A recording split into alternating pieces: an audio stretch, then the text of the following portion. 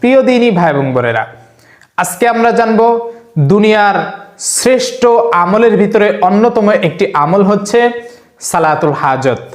এই সালাতুল হাজত বা মনের আশা, মনের ইচ্ছা পূরণ করা নামাজ আমরা অনেকেই জানতে চাই, কিন্তু অনেকেই জানি না নিয়মটা কি, কিভাবে পড়তে হবে, কত রাকাত এবং এর দ্বারা কি কি ফায়দা হয়। সালাতুল হাজত শব্দের অর্থ হচ্ছে ইচ্ছা পূরণের নামাজ।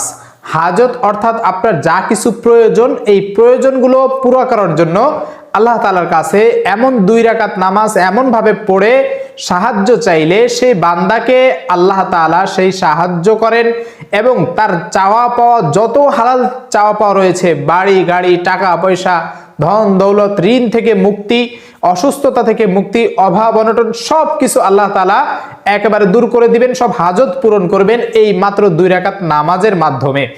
আর এই নামাজটা কিভাবে পড়তে হবে, নিয়ম কি, সেটা আমি বলে দিব ইনশাআল্লাহ। ধৈর্য ধরে সম্পূর্ণ ভিডিওটি দেখুন। আশা করি সম্পূর্ণ ভিডিওটি দেখে আপনি এই নিয়মে যদি নামাজ পড়তে পারেন, আল্লাহ তাআলার কাছে সাহায্য চাইতে পারেন, ইনশাআল্লাহ আল্লাহ তাআলা আপনার সকল মনের আশা, সকল চাওয়া পূরণ করে দিবেন।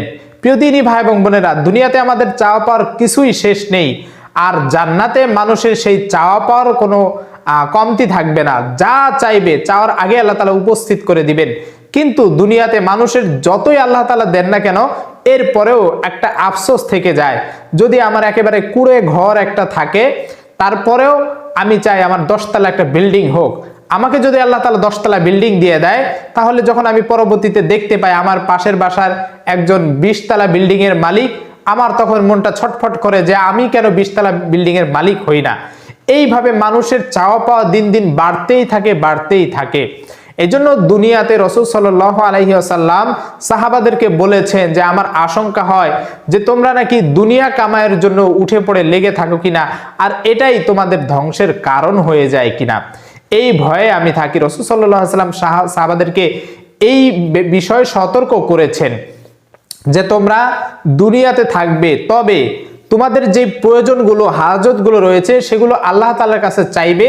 দুনিয়াতে তোমাদের যতটুকু প্রয়োজন চলার জন্য, হালালভাবে জীবিকা নির্বাহ করার জন্য, সন্তান সন্ততি স্ত্রী সকলকে সুন্দরভাবে পরিচালনা করার জন্য এতটুকু তোমরা চাইবে।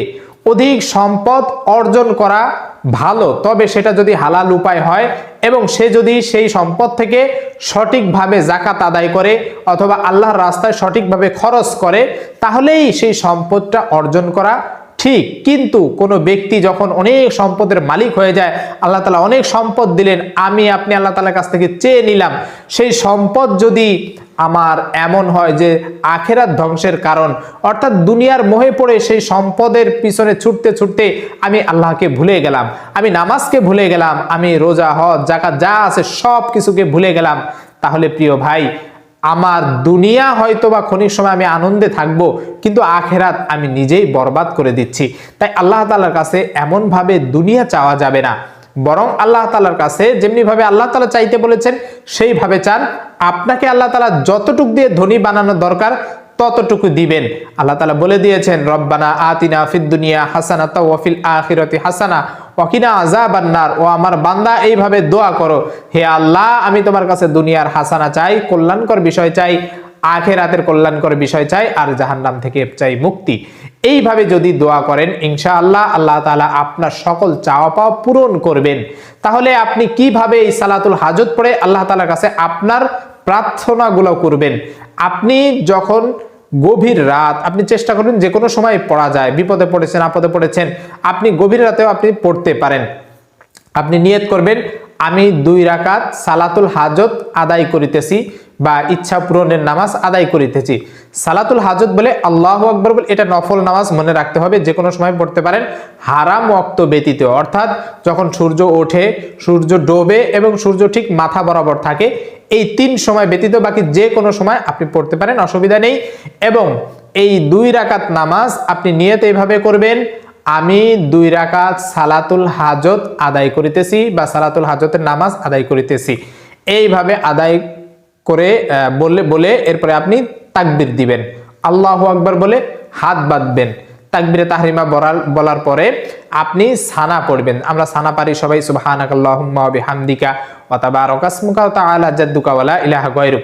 বাস এরপরে আপনি যে সানা পড়ার পরে আপনি আউযু বিল্লাহ বিসমিল্লাহ সম্পূর্ণ পড়ে সূরা ফাতিহা পড়বেন।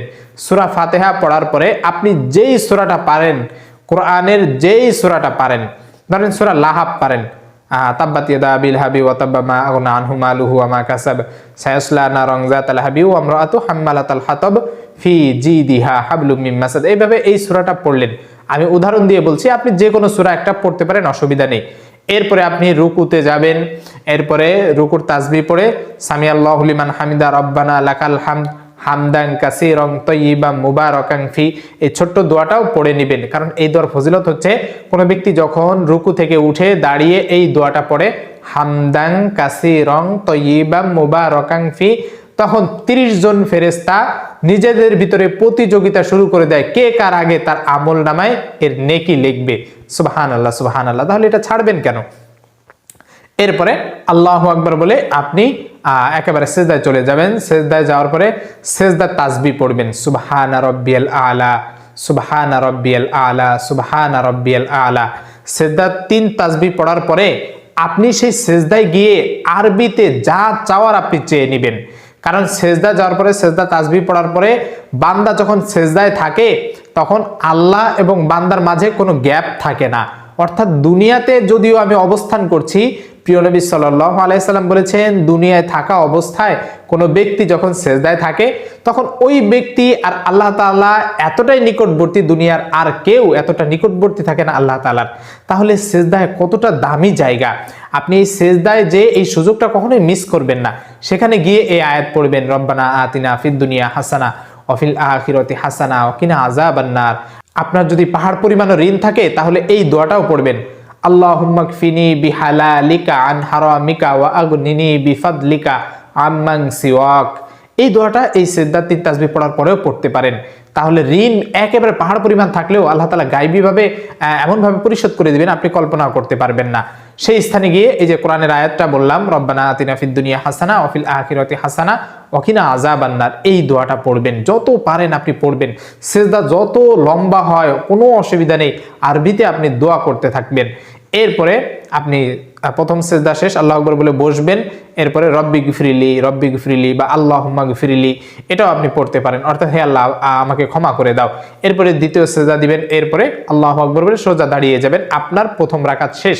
এরপরে দ্বিতীয় রাকাত আবার বিসমিল্লাহ বলে সূরা ফাতিহা, সূরা ফাতিহার শেষে আরেকটা সূরা ধরেন সূরা ইখলাস, বিসমিল্লাহির রহমানির রহিম, কুল হুয়াল্লাহু আহাদ আল্লাহুস সামাদ লাম ইয়ালিদ ওয়া লাম ইউলাদ ওয়া লাম ইয়াকুল লাহু কুফুয়ান আহাদ। এই সূরা ইখলাস পড়লেন। এই সূরা ইখলাস পড়ার পরে এরপরে আবার রুকুতে যাবেন।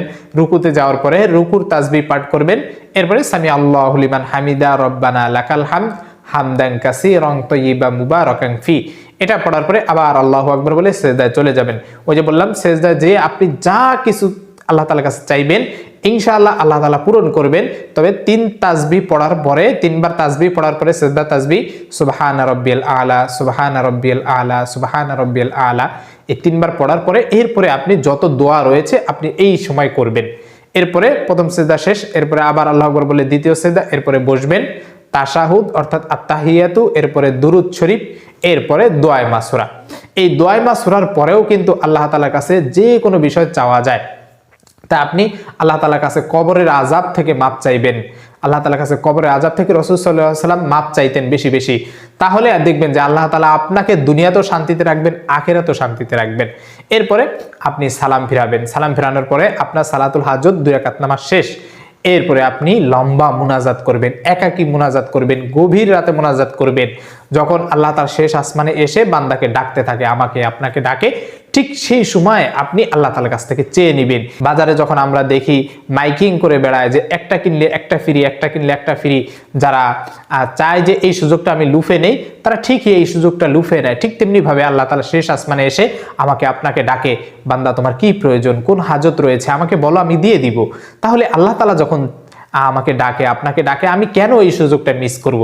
সেই শেষ রাতেই সালাতুল হাজত পড়ার পরে আপনি আল্লাহ তাআলার কাছে চাইবেন, মন খুলে চাইবেন, যা মন চায় চাইবেন।